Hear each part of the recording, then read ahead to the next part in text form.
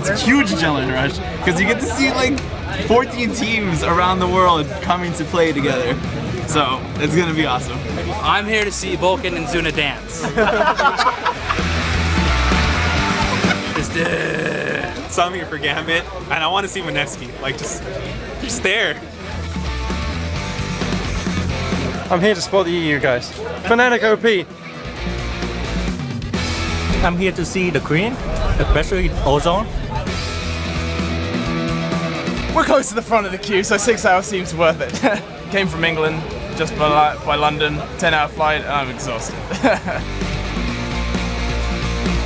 I really want to see Vulcan, Man Cloud. I love you, Man Cloud. And Spring Split, like I just believed in them.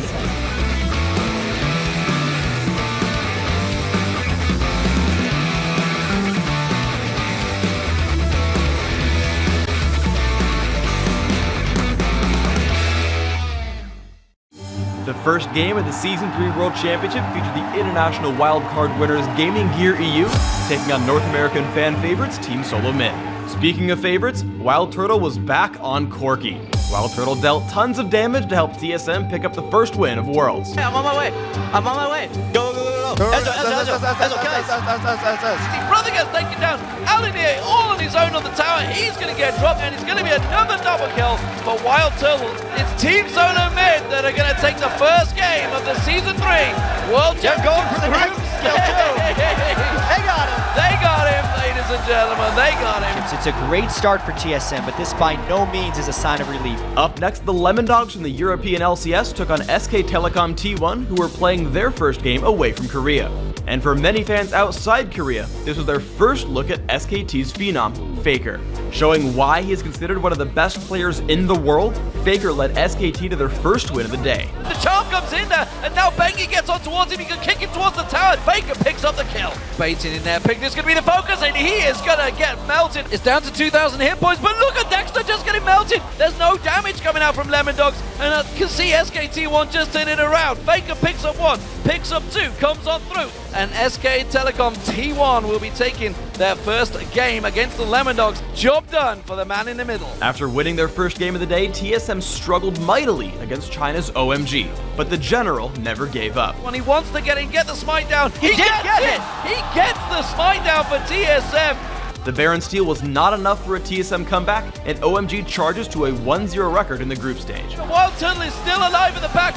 Now he's taken down. Dyrus is going to be the last man standing. An OMG with a triple kill for Sand. Take them down. That's going to take TSM to 1-1. A great start for OMG. After playing SKT T1 tough in their first match, the Lemon Dogs methodically took down Gaming Gear to improve to 1-1. It's going to be Lemon Dogs with a very definitive victory here over Gaming Gear EU in our 4th game of the day. 29:01 on the clock. They had every building destroyed and every champion dead at the end of that game. OMG versus SKT T1. Faker versus Cool. This game lived up to all of the hype.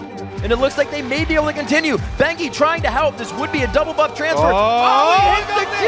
He follows the Sonic Wave, and he gets the safeguard out as well. Faker continued to dazzle. Oh, he grained beautiful all the way back to the turret. Cool's gonna be going down, and Faker with a beautiful play by himself. But OMG capitalized on their early advantage to pull out an impressive victory for their second win of the day. San with the double kill coming in. The Nexus is open. It's over an 11,000 gold lead of OMG to take out SKT T1. In the first game of Group B, Vulcan came out of the gates on fire, taking down 2 Fnatic members for an early lead. That's a flash forward from Zuna, 100 HP, 50, first blood secured. That's in Zuna's back pocket. He now has a red buff to back it up. Peke rooted in place, down to 110 HP. Zuna's trying to chase, manages to pick up the kill. 2 early kills for Vulcan. Vulcan's teamwork was OP, allowing them to pick up the first win of Group B. Smithy's going down right above Baron. And it's all the flash. Zuna saves Smithy. What a flash. Ace in the hole. Not going to do it. Vulcan are going to pick up game 1 here in Group A. North America has drawn first blood against Europe at the World Championships. Longtime European powerhouse Gambit secured their first group stage win when they took down Mineski, the Southeast Regional Champions from the Philippines. They've shut down Ezreal in the background and now turned their attention over to Yume. Diana is now out as we see Snoy gets charmed up. That was a great charm by Alex Edge. 4 for 0. They get Dragon. This is complete control. Game had a little bit of a slow start in the game, but they turned it on in the mid game. Only 24.5 minutes in, they're going to take down Mineski. Vulcan continued to press in the early game. Dandy as he flag and drags out to safety. Loses in the top line. The true shot barrage. But Ozone ran Vulcan in circles to pick up their first win at Worlds. He gets flung backwards. Third proc is going to be needed to get over the wall. Now Lupa turns his attention over to his Smithy. Has now decided to teleport. He's teleporting up the lane. Zuna wants to be his target. He's turned backwards. A play onto Mancloud is going to get Room Prison in place. Now Zuna is doing the best he can to get away. Another knockup. Ozone are going to be picking up their first win here in Group B. After starting the day 0-1, Fnatic took out their frustrations on Mineski, winning their first game in dominating fashion. Poor Mineski, actually. Oh, no. As we said, they had a decent start. So last one, Fnatic actually not leaving. They're going to come around the corner from this one. Good Stranglethorns coming down. Yellow Star falling low, but Fnatic dive right back in there, picking themselves up a couple more kills. EXO's not going to be able to escape. I'd be surprised if Yume makes it. Ace in the hole will finish off. And that will be an ace coming down from Fnatic. Fnatic was not happy about that loss to Vulcan. We can say that. In the last game of the day, Gambit showed all their practice paid off. Look at Ozone. They're one by one being taken down. Imp got into the middle of them. They need to lock him out of this one. He will be finished off. It's Genja that picks that one up. Gambit, that boot camp is paying off for them right now. They are in control of this game. Gambit defeated Samsung Galaxy Ozone in a landslide, and they joined OMG as the 2 teams to end day 1 undefeated. And there is the surrender. Surrender, brilliant victory here from Gambit. Thoroughly deserved victory, I'm going to say there. Absolutely. This is a message to the rest of their group right now.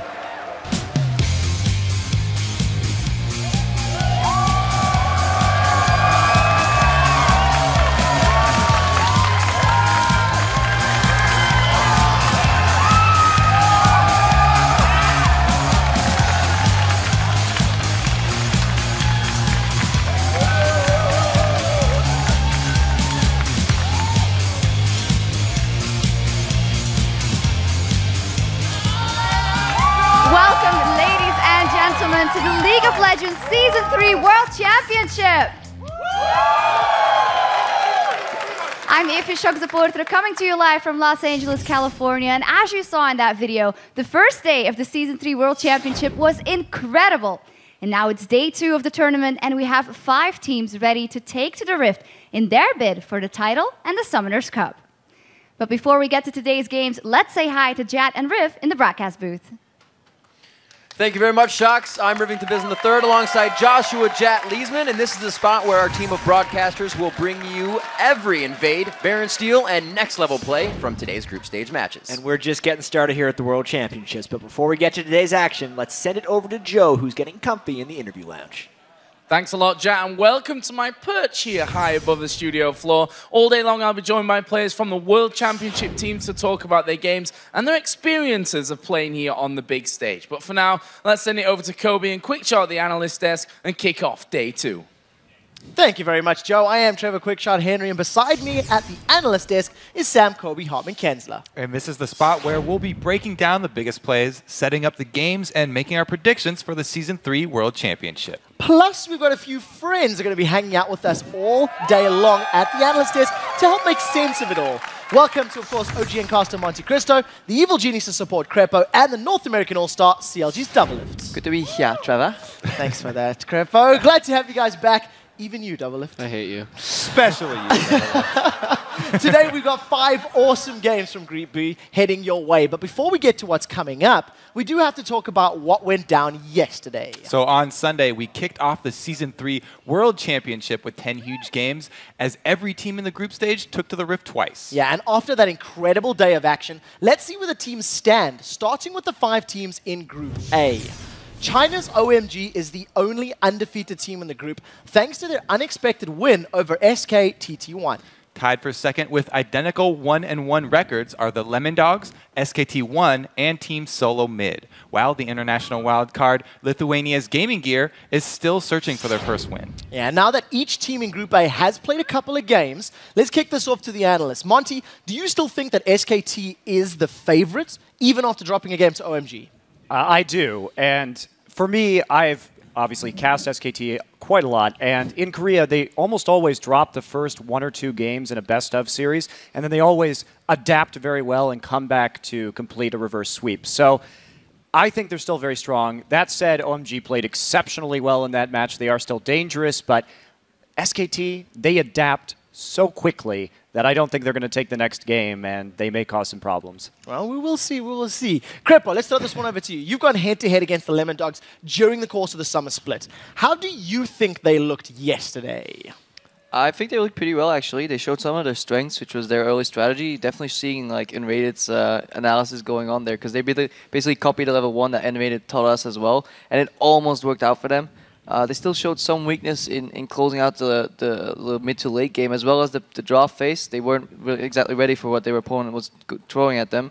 But then again, the other game that they played, they was really solid, like really convincing victory, like textbook. That was really nice. So it sounds like you got some faith in them. I think, yeah, even similar to SKT1, Lemon Dog's strength is in adaptation as well. So I think they have a good chance coming back. So let's throw one over to Double Lift. Just like Crepo, you do have a team from your home region in Group A. That is, of course, Team Solo Mid. And yesterday, they faced off against OMG, who I know you're very excited about watching. So how do you think about both of these teams after day one? Yeah, well, I was definitely interested in seeing the Chinese meta because it's so different from all the other regions. They're very isolated. And Cool, who is the Chinese MVP, I was curious as to see how he would do against Reginald. He did really, really, really well. And if you win lane against Reginald and you put him on tilt, you will, well, TSM will lose. Well, we'll have to see how well they can do, how they can bounce back. Today, though, we're going to be looking at Group B. So let's take a look at those standings for Group B and the 5 teams that are going to be heading into the Rift to play their matches. In first place, it is Europe's Gambit Gaming at 2-0, thanks to their upset win over Korea's Samsung Galaxy Ozone. And in second place, it's a 3-way tie between the European champs Fnatic, Korea's Ozone, and North America's Vulcan, while Southeast Asia's Mineski is sitting at the bottom with an 0-2 mark. Yeah, yesterday there were a couple of really big games in Group B, but the headline, definitely for me, was that Gambit were able to take down Ozone in what actually was a very one-sided match. So, Crepo, talk to me about that game. What did you think of it? I mean, coming into the game, I expected a lot from the Korean mid laners, because like a certain analyst person on this desk, I'm not naming any names, Monte Cristo, hyped them up really hard. And Dada actually kind of underperformed. We'll have to see if that was just where he dropped the ball for one day, because generally they adapt really well, so I'm hoping they play better today. But I was also really impressed by the way Gambit played. Like the synergy between Alexis and Diamond Prox was on point again, and it just shows that you can never, ever count them out, because if you do, you're wrong. Yeah, and as I said yesterday when I kind of talked a little trash about Dade, I'm not saying he's bad. I was just mostly poking fun at his really, really limited champion pool, which you saw yesterday. He played 2 games of Rise because he got kind of banned out. And I'm curious to see what adaptation he's going to make in the future to fix that. Well, I mean, Dade was the MVP of the entire season of Champion Spring, and Crepo's putting words in my mouth. I never was hyping up Dade. I'm on the faker hype train. But Dade has slipped quite a bit, and we didn't see him perform as poorly in Champion Summer as we saw him perform yesterday. But his champion pool has been limited by the fact that his major picks, TF, Jace, Rise, they've all been nerfed. So he's kind of got Zed left, and I hope he has something else because he's going to need it to compete at this level. And Gambit was just extremely impressive. So let's be fair, though. It wasn't all, Dade's fault there for throwing that game. I remember yesterday you especially talked up the warding here from the Korean teams called Mada, the god of pink wards. Where were the pink wards to be found? They were going up against Evelyn. Where is your god now, Monty? Where is your god I know, right? And that's the surprising thing, too, because if we look at how Ozone typically takes Barons and Dragons, I've seen up to 9 pink wards from Ozone before on these objectives, and there was not a single one to be seen against Eve. It was, frankly, quite baffling. I don't know. They played a very bad game. Pressure could have gotten to them. That may have been the case. We'll have to see how they bounce back. And, the fans were able to predict that Gambit would come up with a win against Ozone. There were some mixed opinions on the second game that I want to talk about, Fnatic and Vulcan. Now, how did yesterday's win by ManCloud and Crew affect your take on both of these teams at Worlds? Let's kick this off with Kobe. Well, I said Vulcan was going to win, and they won. Great job, guys. I'm not changing my vote. Exactly, dude. I think Vulcan's godlike. Cloud and Xmithy really know how to carry a game and just like control the pace of the early game, which Vulcan does consistently. I've been saying this forever. Vulcan always gets ahead early game. Well, for me, like I look at that game, and Fnatic has a history of either being at the very top of a tournament or just in the gutter, effectively. They're not like Gambit, who always takes that top 4 finish at a LAN event. And I think we kind of saw the bad version of Fnatic yesterday, where they picked this Yorick that was entirely baffling. I talked to Fnatic this morning, and they came up to me and said, yeah, that Yorick pick, I don't know what we were thinking. But, I mean, I wanted to change my prediction to Vulcan as soon as I saw the end of that pick and ban phase. You guys know I was kind of flipping out. You're locked in. You're committed. This picks and ban. You can't just jump ship and change. Crepo, what was your take? I was really surprised by the Yorick pick as well. It's something I didn't really see Fnatic going for, especially Soaz. He's such a wide variety of champions he can play in the top lane. I think a lot of them that he plays would have fit, like a Kennen, for example. I actually met Vulcan earlier and not Fnatic, and then I talked to them, and they were equally surprised by the Yorick pick. As well as the level 1. Fnatic they basically mirrored each other, but Fnatic did not interrupt the enemy red buff, and at the same time lost their own red buff. And if you lose 2 red buffs level 1, you can be one of the better teams in the world. That's going to be really hard to bounce back from. Yeah, it's too difficult to play from behind. So we'll have to see if Fnatic can make those changes. And of course, the Fnatic versus Vulcan match was the only game where you 4 disagreed on all day in all of your predictions. And it made all of the difference in the standings. Let's actually take a look at how it turned out. Let's not. Yes, let's. The Caster, Triple Threat, and Double Lift are sitting at 8-2, with the only blemishes on their record being OMG and the Gambit upsets, while Monte Cristo, Crepo, and the viewers are 1 game behind at a 7-3. But guys, don't worry, Monte and Crepo, you will have a chance to catch back up today, as we do have 5 more Group B matches coming your way. I disagree that Crepo's only beating me because he's alphabetically higher than me. You guys are mad, dude. That's all I'm saying. You guys are mad. Well, guys, up first, Mineski looks to shock the world when they take on Ozone, followed by a battle between the LCS regions as North America's Vulcan squares off against Europe's Gambit. After that, Ozone heads back into the Rift to take on the European champions Fnatic. Then Mineski and Vulcan throw down in their second match of the day. And in our finale, the 2 European teams face off as Xpeke and Fnatic battles Alex and Gambit. All right, guys, it is time to pick your winner in the first game of the day. The Philippines Mineski versus Korea's Ozone. Crepo, give me a prediction on this game. If Yumi plays Ahri, they actually might stand a chance, but I doubt that I will go for the third Rise into Ahri pick, and collectively, they're just way better. They're going to win this. Ozone. Yeah, Double Lift? There's only one answer to this, and it is Ozone. I mean, I'm saying Ozone as well. I'm more interested to see how well they play this game, because they just were so fundamentally awful yesterday that they've got a lot to work on. Kobe? I do feel bad for Mineski. I mean, the game yesterday just looked painful. All right, well, viewers, you've heard their picks. Now it's time for you guys to make yours. Head over to lolesports.com, go to the schedule in the top right, click on day 2, and make your predictions. And let's be honest, this is probably the only time that you guys are going to have a chance against like a Crepo double lift bottom lane when it comes to League of Legends. So go vote.